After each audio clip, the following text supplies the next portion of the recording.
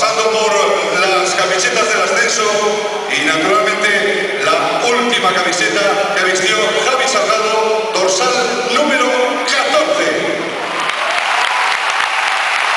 Metemos el 14.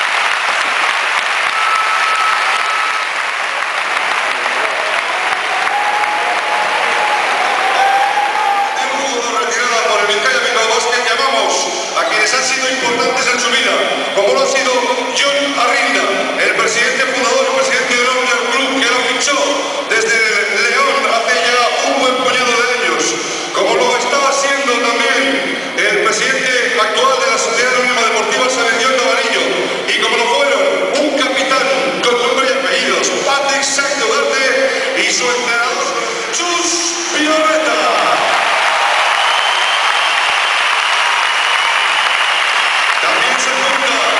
Se añade a este homenaje el capitán del Bilbao Basket, junto con Paco Vázquez, Marco París.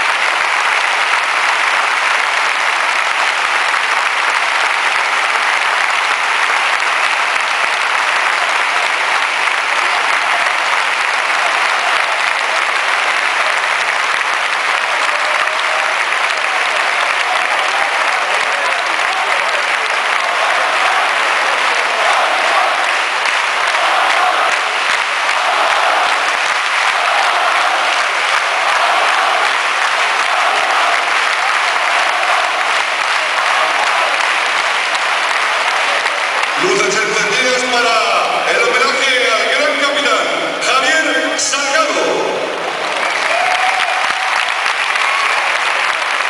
A continuación no podían faltar las peñas del Bilbao Basket.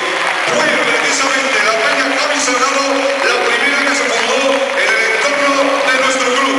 Y las peñas de Bilbao Basket hoy salen con sus representantes a ponerle naturalmente en su cabeza la chapela de honor de la que puede ser la agrupación de Peñas Vizcaya Bilbao Basket. Javier Salgado Martín, luciendo la camiseta que exhibió hasta la pasada temporada en el Bilbao Basket. Ahí va Javier Salgado, recibe ahora el saludo de los representantes de las peñas que le imponen la chapela de honor.